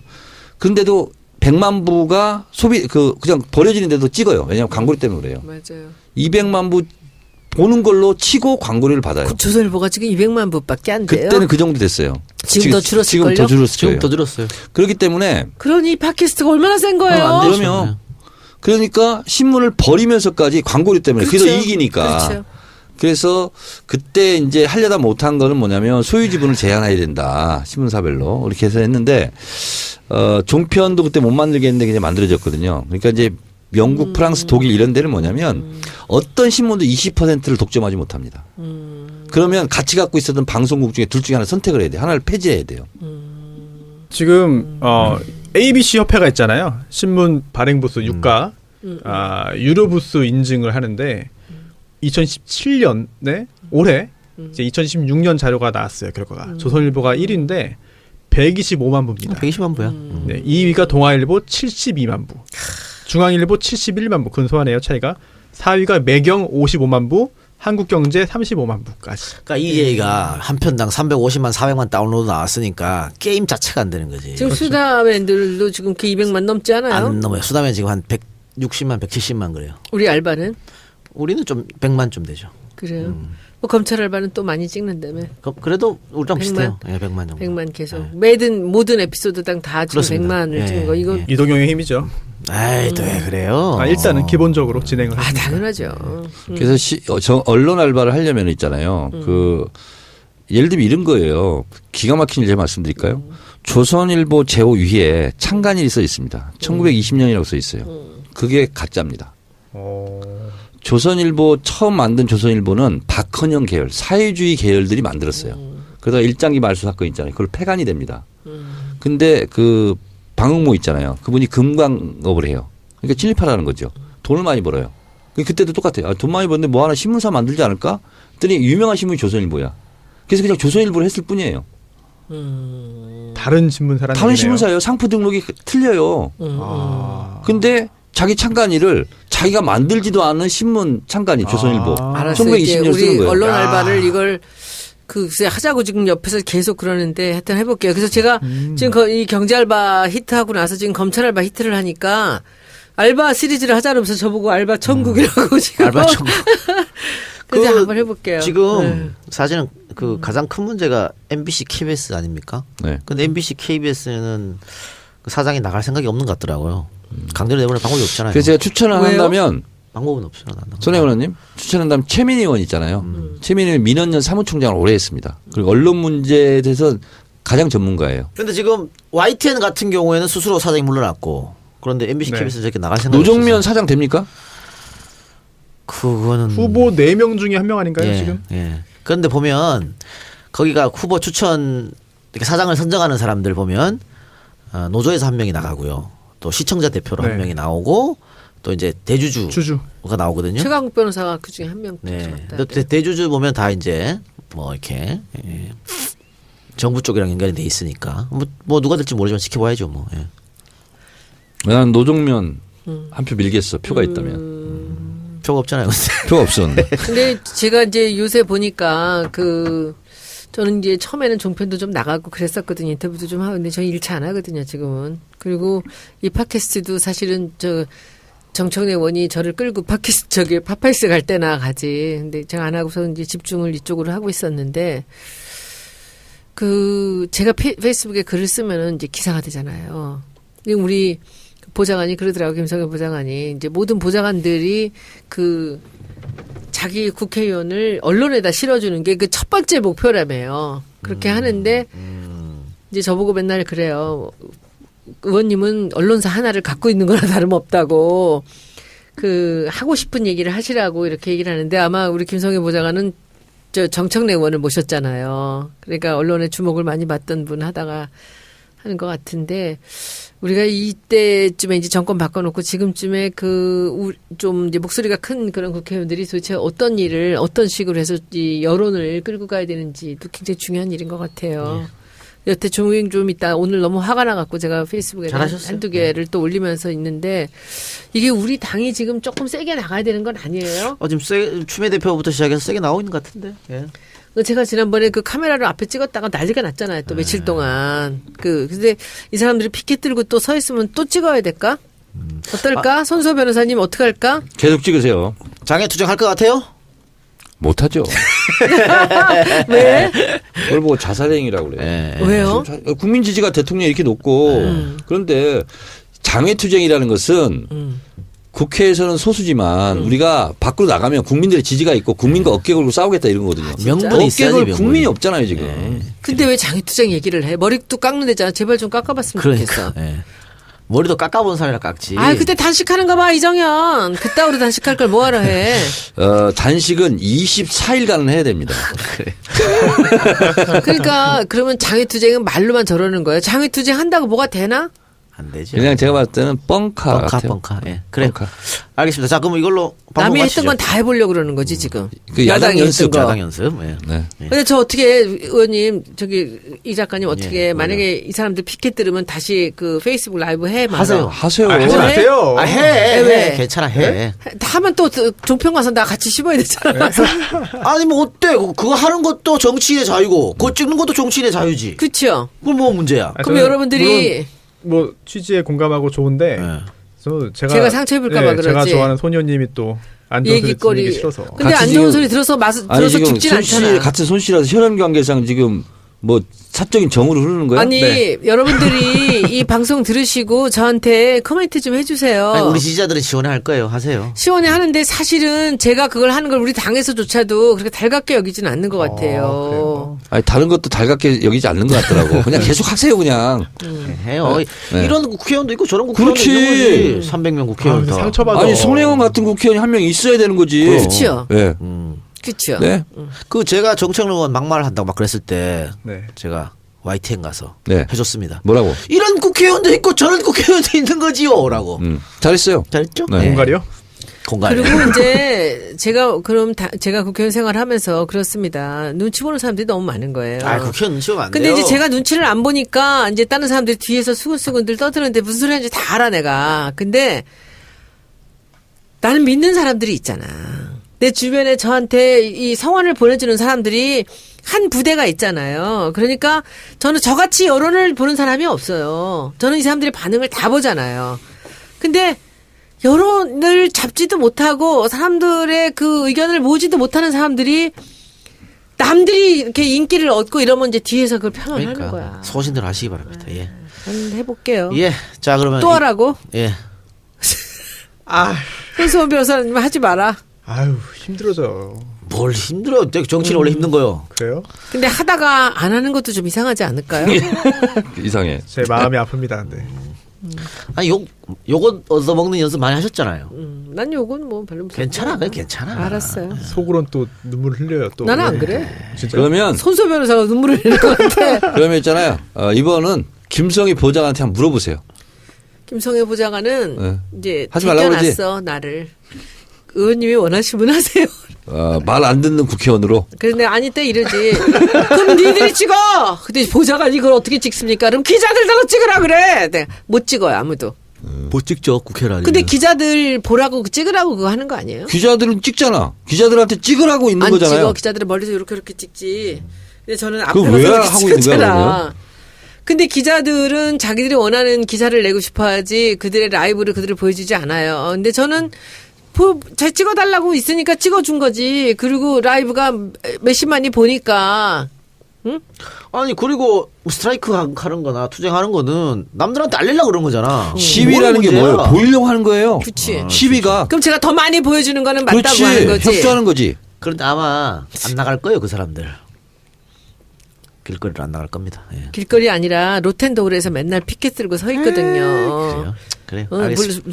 물러나라 하면 조국 물러나라 하겠죠. 알아서 하는 걸로. 예. 자, 그럼 이걸로 오늘 방송 마치겠습니다. 저희는 97번째 방송으로 다시 올 테니까. 100회 특집 이런 거 안 해? 에이, 뭐 유치하게 100회 특집이에요. 아니 100회 특집 우리 공개 방송으로 하자. 100회 특집으로 우리 해외 가서 한번 할까요? 100회 특집 다음 주네. 아니야. 다다음 주에. 주구나. 예. 해외 어디 갈게? 가까운 나라. 100회 특집은 한번 생각해 보자고. 네, 알겠습니다. 이렇게? 네. 그런 걸 해야 돼.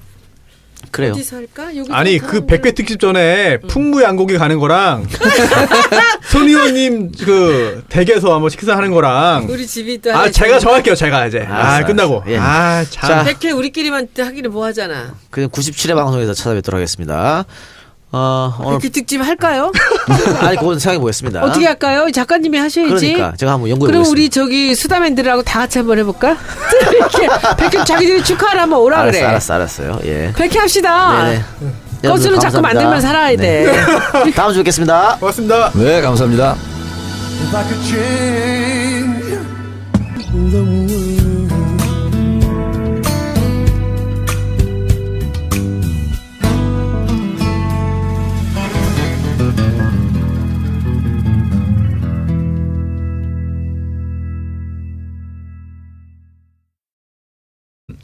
가장 북쪽에 있는 지방이 나라잖아요. 근데 눈 어떤가요? 못 봤어요. 여름이라서. 근데 우리 터널을 가다 보면 일직선으로 그냥 평행선으로 가잖아요. 네. 여기는 인터체인지처럼 터널이 막 이렇게 왔다 갔다 합니다. 너무 오른쪽으로 높아서? 가고 왼쪽으로 가고 막 신호가 그래요. 그리고 높낮이가 다 달라요. 이렇게 노르웨이는. 가보면 너무 신기해요. 그러니까 터널을 뚫을 때 우리는 일직선으로 그냥 같은 면적으로 같은 높이로 쫙 가잖아요. 여기는 그냥 일반 도로처럼 그렇게 돼 있어요. 그래서 오른쪽으로 가시오, 왼쪽으로 가시오, 뭐 그런 게 있어요. 터널 안에서. 산악 지역에서 그런가요? 그렇죠. 그만큼 SOC 이 건설이 잘 돼 있어요. 노르웨이가. 그리고 노르웨이가 석유 매장량이 굉장합니다. 전 세계 아마 5위권 안에 들 거예요. 근데 지금 석유를 파지 않습니다. 후 세대들을 위해서 아껴놓는다고 그럽니다. 그리고 노르웨이는 물가가 비쌉니다. 그래서 제가 국정감사 때 한번 갔을 때는 밥을 뭐 아무것도 아닌데 10만 원이 넘어가요. 1인분이에요? 1인분에. 왜 이렇게 비싸냐 했더니 사 먹지 말라고. 도시락 싸갖고 다니든가 집에 가서 먹으라고. 뭐 이런 데 쓰냐고 돈을. 그래서 굉장히 근검절약, 청렴하고요. 그리고 노르웨이는 아시다시피 노벨 평화상을 시상하는 국가죠.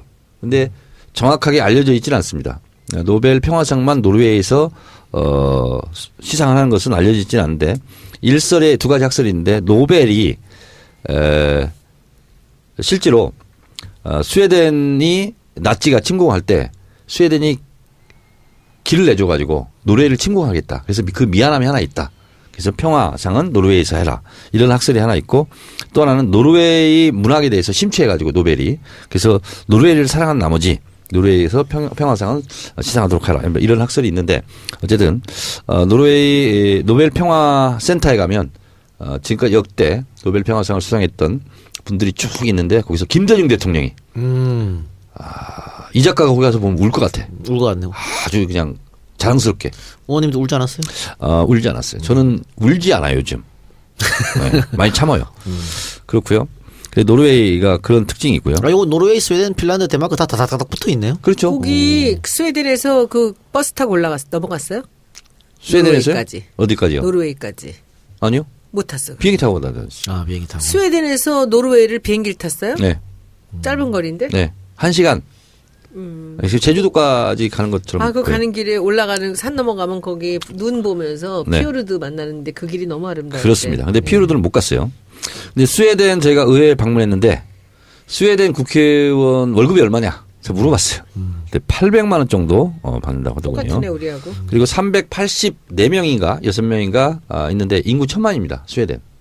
근데 국회의원 숫자가 굉장히 많은 거죠. 우리로 치면. 우리는 스웨덴 규모로 한다면 1800명 국회의원이 있어야 되는 거죠.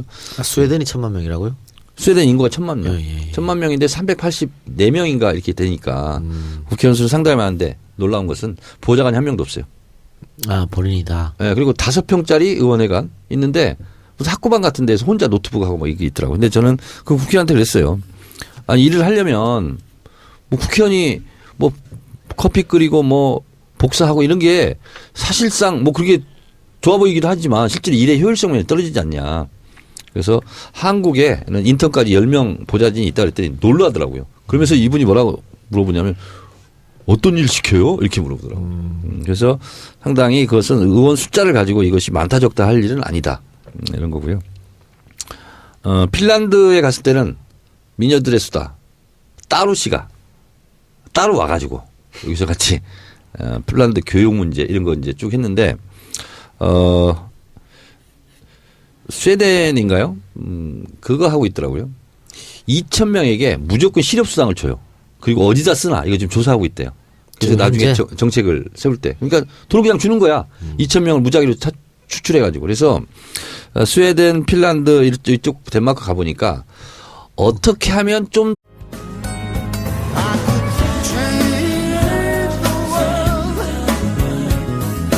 I would be the sunlight in your universe. You would think my love was really something good, baby, if I could change.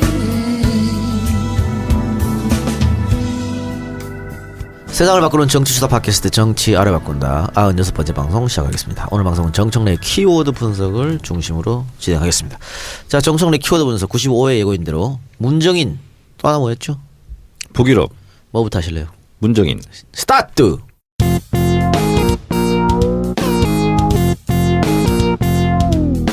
정청래 키워드 분석. 문정인 문재인의 형이 아닙니다. 그렇게 친척 아니냐 이런 오해가 있는데 이분은 그분이 아닙니다. 문재인 대통령은 거제도 출신이고요. 문정인 교수 대통령 지금 특보죠. 예. 1951년 제주에서 태어나 오현고등학교를 졸업하고 고교 시절에는 유도, 씨름, 배구, 투포한 선수였다고 합니다. 네. 고교 졸업 후 한국외대 이탈리아과를 갔다가 중도에 언어에 관심이 없어. 그리고 다시 중도 포기하고 연세대 철학과에 입학합니다. 이분이 지금 남북관계 지금 최고 전문가로 예. 이름을 떨치고 있는데 이분이 그 계기가 있었더군요. 국군 정보사령부에서 근무했는데 이때 국제관계 문서를 접하면서 국제정치에 관심을 갖게 됐다고 합니다. 이후 미국 메릴랜드 대학교에서 정치학 석박사를 취득하고 그리고 미국 듀크 대학 교수 뭐 이런 거 하다가 1994년 연세대학교 정치외교학과 교수로 부임합니다. 그리고 나서 왕성한 저술 활동을 하게 되고요. 남북 정상회담 1차, 2차 하게 되죠. 노무현 대통령과. 그때 공식 수행원으로 갑니다. 예. 그래서 북한을 연구하는 학자이기도 하지만 실제로 역사적 현장에 함께했던 그런 분이고요. 그래서 뭐 문재인 정부의 초대 국가안보실장이 될 것이라는 얘기가 유력하게 떠도는 적도 있었죠. 네, 그렇습니다. 뭐 다음에 될 수도 있고요. 그리고 이제 김대중 대통령, 노무현 대통령 때 굉장히 조언을 많이 한 것으로 예. 지금 알려져 있고요. 그리고 국제관계, 특히 외교 안보 분야에서는 자타공인 최고 전문가이고요. 저는 이분을 항상 제가 남북관계 강연할 때 이분을 항상 제가 거명을 합니다. 문정인 교수의 연구에 따르면 만약에 한국 전쟁이 전면전으로 비화할 경우 전 세계에서 이런 역사상 유례가 없는 전체 인구의 50% 이상이 수도권에 밀집해 있는 참으로 불리한 전쟁 지형이기 때문에 우리는 최소한 500만 명이 사망할지도 모른다 하는 것이 문정인 교수의 연구 결과이다. 이런 거 되고 경제 피해액은 물경 25년치 국가예산 1만 조 정도가 피해가 예상된다. 그래서 전쟁은 꿈에서도 일어나서는 안 되는 거다. 이렇게 이제 하면서 문정인 교수 얘기를 제가 들기도 하는데요. 지금 문정인 교수를 흠집내기 위해서 종편들이 드디어 시작을 했고 심지어는 문정인 막말 이렇게까지 공격을 하고 있답니다. 그 이유가 뭐냐면 한미 동맹이 굳건하니까 사드 문제 이런 거 가지고 한미 동맹이 깨질 리가 있겠냐. 그게 무슨 동맹이냐. 예. 이렇게 얘기를 했고 그리고 또 하나는 실제로 이제 문정인 교수는 남북 화해론자, 대화론자거든요. 그래서 한미 합동 군사 훈련의 뭐 전략 자산을 축소할 수 있다. 이렇게 얘기를 해서 북한과의 대화를 희망하는 것으로 이렇게 돼서 그것이 이제 문제화가 됐는데요. 이게 사실은 지금 한미 합동 군사 훈련의 규모가 뭐 잠수함 이런 것도 동원되는데 원래 그러지 않았어요. 몇 년 전부터 이명박근혜 정부 때부터 이것이 지금 강화된 겁니다. 그래서 지금 사실은 비정상적인 체제예요. 예. 그래서 그것을 정상 체제로 돌리겠다는 취지로 문정인 교수가 말했는데 그걸 가지고 마치 안보에는 문의하는 것처럼 그리고 지금 유엔 제재 결의가 있는 상황에서 부적절한 발언이었다. 이렇게 얘기를 했는데요. 손혜원 의원이 존경하는 정세현 전 통일부 장관이 프레시안 인터뷰에서 이렇게 얘기했습니다. 유엔 제재 결의 때문에 남북이 아무것도 못한다. 5년 내에 아무것도 못한다. 계속 기다리고만 있어야 된다. 그렇지 않고 우리는 남북 간에 서로 할 일은 해야 된다. 이렇게 얘기를 하고 있습니다. 그런 것은 저랑 같은 뜻이고요. 같은 취지고. 그래서 이 정치 군사적인 교류가 어렵다면 인도적 지원, 민간인 교류, 그리고 문화 체육 교류 이런 것부터 비정치 군사 분야부터 시작하는 게 맞습니다. 그리고 문재인 정부에는 반드시 지금까지 박근혜 정부 때는 박정희 대통령 때도 한 라인이 있었습니다. 지금 한 라인까지 다 끊어지는 상황에서 남북관계를 복원하는 것은 굉장히 중요한 것이고 특히 이번에 통일부 장관으로 내정된 조명균 후보자는 개성공단 금강산 관광을 직접 협상했던 실무가 아주 능한 그런 사람입니다. 그래서 그분이 NLL 대화로 유출 때 뭐 증인으로 서고 그때 이름이 알려지고 했지만 실제로 이분이 그런 북을 매우 잘하는 그런 사람이기 때문에 문정인 특보 그리고 조명균 통일부 장관 서훈 국정원장 이 라인업이 저는 괜찮습니다. 그래서 남북관계를 하루빨리 복원해야 된다. 저는 이렇게 생각을 하고 주장합니다. 그리고 남북관계를 복원하는 것 자체가 그리고 금강산과 개성공단을 다시 여는 것 자체가 안보가 무능하다라지는 그걸로 공격받을 빌미는 전혀 없다. 예. 이렇게 생각을 합니다. 예. 그러니까는 뭐 지금 문정인 특보에 관한 발언에 대해서 보수 측에서 이걸 가지고 난리를 치고 있고 양무진 교수는 여기에 대해서 아니 할 말했다. 양무진 교수는 이제 북한 전문가고 외교 전문가지 않습니까? 할 말했고 미국 일본도 시기하는 것은 우리에게 좋지 않은 거고 지금 많은 전문가들이 여러 가지 의견을 내놓고 있는데 그중에 하나의 의견일 뿐인데 왜 이걸 가지고 이러냐. 또 지금 문정인 특보 같은 경우에는 상임 특보도 아니더만요. 월급도 안 받더만 그렇죠. 국가에서. 네. 그러니까 말 그대로 좋은 수준인데 왜 이걸 가지고 이렇게 호들갑 떠는지 모르겠다. 이런 뜻으로 겁나서 그러지. 그러니까 능력 있고 이런 우리가 여기서 사람들만 살펴봐야 될 보면 것은 난리가 뭐냐면 나는 거죠. 외교의 최종 목표는 국익 추구입니다. 그러니까 미국도 한국도 한미 동맹임에도 불구하고 각자의 국가 이익을 추구하는 것이 외교의 목표가 될 수밖에 없는 거예요.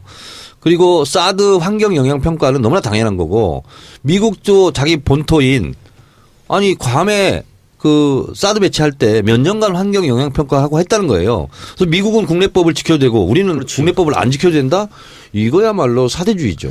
논란이 있고 나서 또 이번에 그 미국 기자들하고 인터뷰했거든요. 야, 이 영어 잘하시대 근데 이거. 누가요? 문정인 교수. 영어 굉장히 유창하고 능통하다고. 그 영어로 대답했는데 그 외교는 주고받는 거 그건 나의 소신이다. 또 이렇게 얘기를 했어요. 네. 근데 외교는 방금 정의원 말하는 것처럼 우리가 계속 따라가는 게 아니지. 우리가 한 개 주면 받을 건 받아야 되잖아요. 의정부니 외교를 해야 돼. 그죠? 그렇죠. 4대 외교 말고 네. 그렇죠. 당당하게. 그리고 할 말을 전 한 것 같다. 그런 생각 그렇죠. 들어요. 예. 그런데 하나가 또 참 우려되고 또 가슴 아픈 게 참 안타까운 게 언론들의 보도 내용과 태도가 저는 사실 언론에서 와 큰일이다 엄청난 지금 실언이 나왔고 뭐 한미 관계 지금 파탄이다 트럼프가 경로했다 그래가지고 뭐지 이게 하고 뉴스를 봤습니다. 나중에 뭔가 이상해서 찾아보니까 근거가 없어요. 예. 처음에 누가 보도한 거냐. 지금 연합뉴스에서 보도했더만. 근데 그것도 근거가 없는 것 같아요. 예. 도대체 아니 외신 보도도 없는데 도대체 그 기자가 직접 가서 트럼프를 인터뷰한 건가? 누구한테 들은 건가? 그것도 굉장히 좀 의문스럽고. 그러니까 연합뉴스 기자가 뭐 어쨌든 외신에 전혀 없는 말을 썼고 우리 다른 언론들이 그걸 다 받았었어요. 연합뉴스 기사를. 아 이게 글쎄요. 이게 참 놀라운 상황입니다. 그 우리 놀란 중국 갔을 때 생각 안 나세요?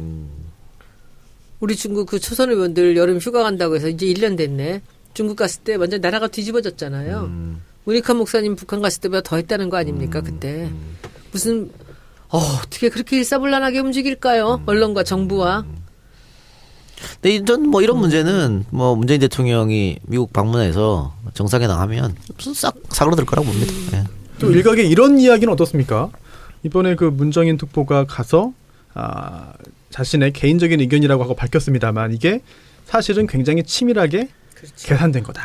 그럴 수도 왜냐하면 있죠. 문재인 대통령이 가서 한미 정상회담 하기 전에 사전에 이제 그 작업으로서 하는 이야기였고 굉장히 치밀하게 계산된 전략적인 행동이었다. 이런 분석은 어떻게 보시나요? 손 변호사님, 우리 방송에서 계산이란 단어는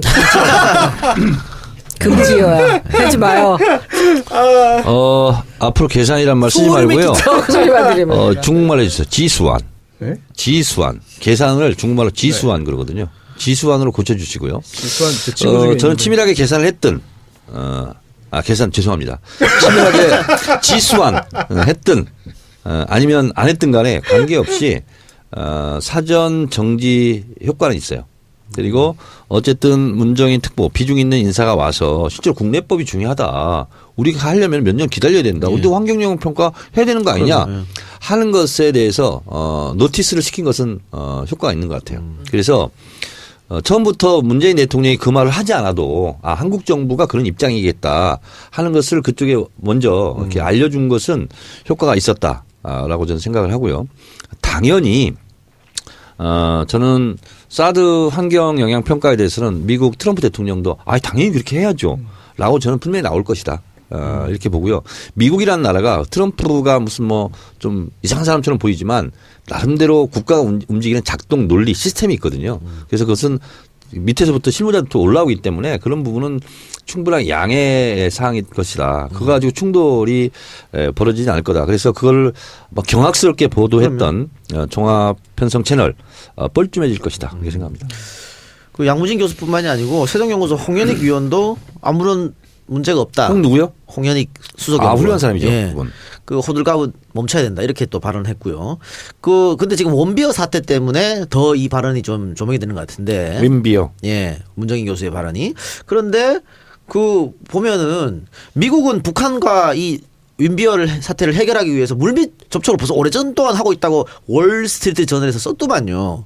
그러니까 미국은 북한이랑 그렇게 하고 우리는 그렇게 하면 안 되고 이거는 또 이상한 거지 않습니까? 근데 이런 부분이 있기 때문에 이 부분에서 너무 우리가 보수 언론에 휘둘릴 필요는 없을 것 같다. 또 그 우리 지지자들은 더 이상 보수 언론에 흔들리는 분들이 아니거든. 정치 알바를 듣고 그럼요. 고정해 주시기 바랍니다. 예, 전혀 문제가 없을 거라고 보고요. 지금 문 교수가 미국 가 있지 않습니까? 네. 미국 가 있는 것도 정상회담을 원활하게 하기 위한 어떤 사전 정지 작업이지 않습니까? 뭐 중요 인사들 많이 만나고 다니고 그렇죠. 있기 때문에요. 한국 정부가 이런 입장을 가지고 있다는 것을 사전에 뭐 이렇게 오리엔테이션을 한다고 그럴까요? 예. 그러면서 효과를 보고 있는 것 같고요. 이렇게 또 난리 나고 뭐 이렇게 하는 것 자체가 뭐 결과적으로 보면 뭐 이것도 또한 도움이 될 수 있어요. 예, 알겠습니다. 그럼 광고 듣고 와서 두 번째 키워드 들어가보도록 하겠습니다.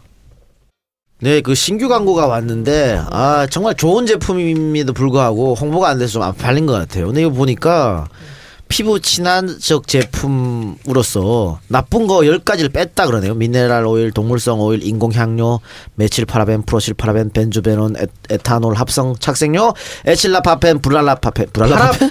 부틸 파라펜. 예. 파라벤. 예, 미안해요. 이런 10개를 빼가지고 그 광고에서 들은 것처럼 2살 딸아이와 같이 바른다는. 오. 어디다 바르는 거예요, 이거? 얼굴에 바르죠. 얼굴 어디다 얼굴에다가? 바르는. 예, 보습. 로션처럼 바르면 되는 건가요? 그렇죠. 예, 좋은 것 같아요. 7월 10일까지는 팟캐스트 듣고 주문했습니다라고 적어주시면 한 개를 더 드리는 원 플러스 행사까지 한다고 합니다. 제가 주문하겠습니다. 그래요? 직접 구입하겠습니다. 몇 딥? 개요? 멋있죠. 몇 개? 0개, 0개. 몇 개 내외. 몇 몇 개 필요할지 모르겠어요, 제가. 전혀 화장품 몰라가지고. 오늘 출연료를 다 쓰시죠? 이걸로요? 출연료가 있어요? 출연료 있어요. 출연료 있죠. 의원님만 없어요. 나 몰랐어요. 아유, 향기도 좋네요. 아니, 제가 그 화장품을 거의 한 20년 동안을 했지 않습니까? 향도 되게 좋고요. 네. 발림성도 굉장히 좋습니다. 그리고 우리나라 화장품이 이제 최고가 그 OEM 업체들이 최고입니다. 그래서 그렇죠, 실제로 그렇죠. 대기업에서 10만 원 하는 거나 이렇게 새롭게 이렇게 개발해가지고 자기 컨셉이나 이런 성분은 자기들이 개발하는 거거든요.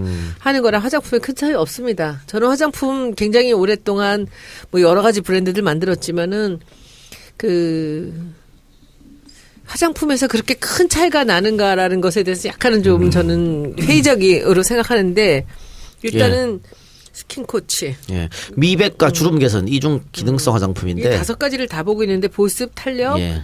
미백, 주름, 모공. 근데 뭐 제가 보기에는 그 말씀하신 것 중에 이제 망하게 생겼다고 하는 이런 얘기들이 우리한테 벼랑간 그냥 확 그러니까요. 예. 도와드려야 되겠다는 생각이 들고요. 저도 직접 이렇게 주문을 하게 이거 만드는 광고네요. 저는 한번 10개 사겠습니다. 로션을 네. 바른 다음에 바르는 거예요? 언제 바르는 거예요, 이거?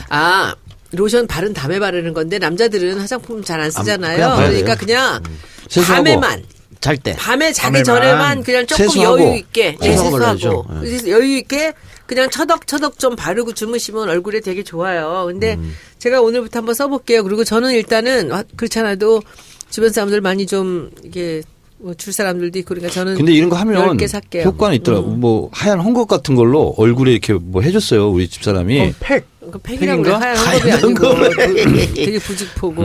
예. 근데 효과가 있더라고. 그것도 수분하는 근데 거잖아. 나는 좀 부족하더라고 그게. 얼굴이 커서. 그렇죠.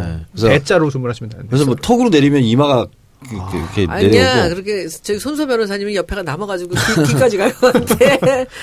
그래 어쨌든 한번 써보시기 바랍니다. 한번 써본 분들은 다 만족한다고 하니까 스킨 아니, 코치. 저는 너무 이런 분들 이 광고가 너무 감동적이에요. 사실은 이런 식의 광고 어프로치 방법들이 있습니다.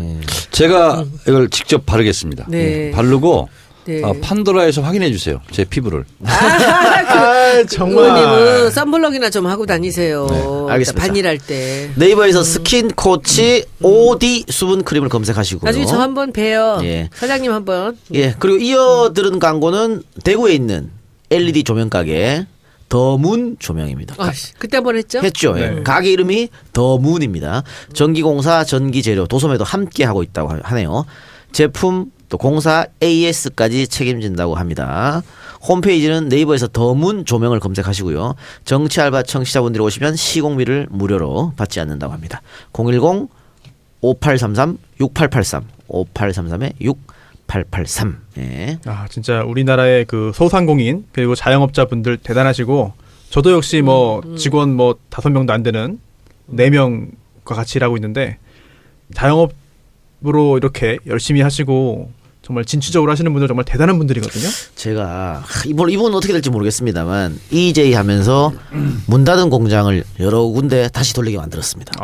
진짜요? 창조 경제야 그게. 그래서 광위에서 광고한 거 듣고 또 우리 청취자들이 사주고 이렇게 해서 그래 한 3군데 업체를 내가 살렸어. 우리 이 집 한번 살려봅시다. 난 한번 화장품 해봅시다. 이렇게 스킨 코치. 스킨 코치. 스킨 코치. 이게 저기 디자인적으로 요거 하여튼 있는 소량 이 물량들 다 팔고 나서는 그 다음에 용기하고 패키지랑 브랜딩을 한번 저희하고 합의를 해서 제가 조금 도와드릴게요. 더문 조명도 많이 사랑해 주시고요. 특히 대구에 사신 분들 많이 사랑해 주시고 경북 사는 분들까지 많이 사랑해 주시고 자 정청래 키워드 분석 두 번째 북유럽 갔다 와서 북유럽입니까? 네. 네. 노스핀덴 4개국을 갔다 왔죠. 노르웨이, 스웨덴, 핀란드, 덴마크 예. 갔다 왔는데 이 나라의 특징들이 있습니다. 네. 북유럽이. 노르웨이는 무려 1인당 GNP가 12만 달러. 그래서 여기가 다 지금 8만 달러 이상일 거예요. 그래서 뭐 국민 전체 평균이니까. 확실합니까? 네. 그리고 덴마크는 국민 행복 지수 1위랍니다. 그리고요. 그래서 이번에 북유럽을 갔다 왔는데 노르웨이는